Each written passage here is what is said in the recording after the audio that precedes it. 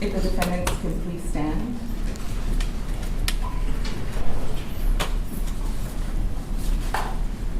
For purposes of the record, I have reviewed all of the exhibits that were admitted.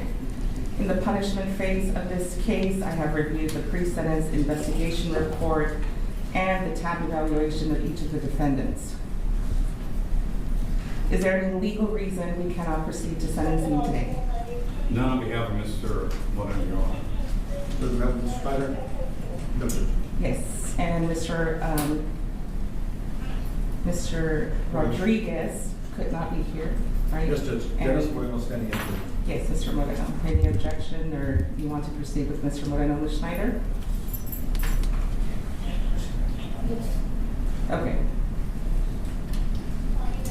What happened to Mr. Najera was an unspeakable horror that is going to resonate in our community for a very long time. Unlike any other cases I have presided over, this one is different.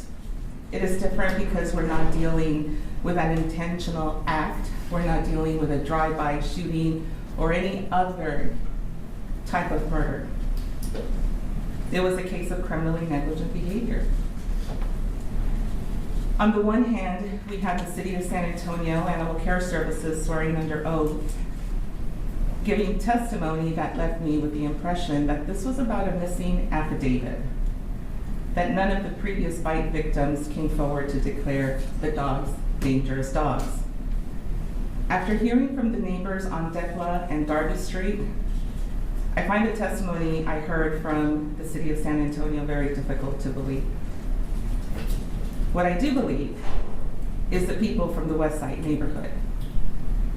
I find the testimony of David Avila, Fernanda Esparza, Deborah Flores, Sylvia Avila, not only credible, but very persuasive and compelling.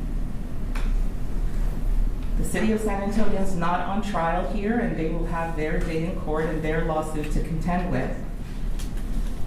But about this case, what I do have to say is that it's not about a missing affidavit. Clearly, our city has a lot of work to do to provide services to deal with responsible dog ownership.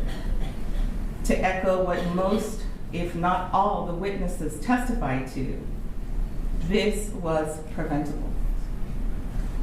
If the first line of defense fails because the dog owners are not responsible, the second line of defense should not have failed.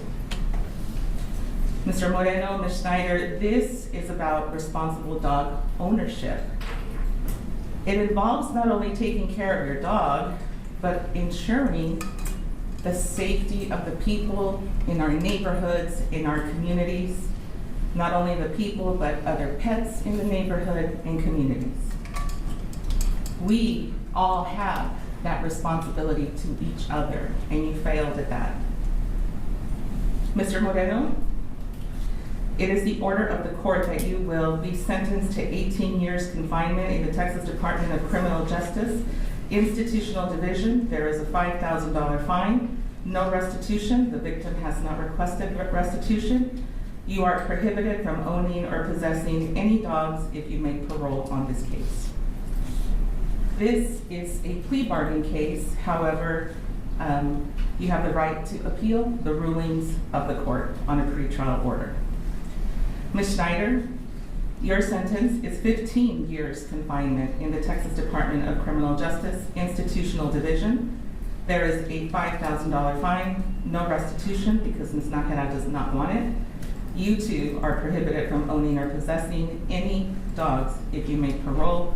Both of you are also ordered to have no contact with Decla Street and Darby Street. Yours is also a plea bargain case. However, you have the right to appeal the rulings of the pretrial rulings of the court. Do we have any impact statements? We do, Your Honor. Line them all up, and let's get started.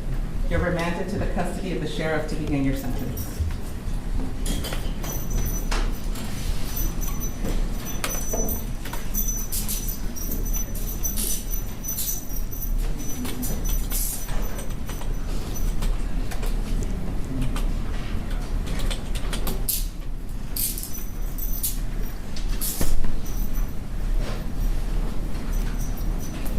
oath.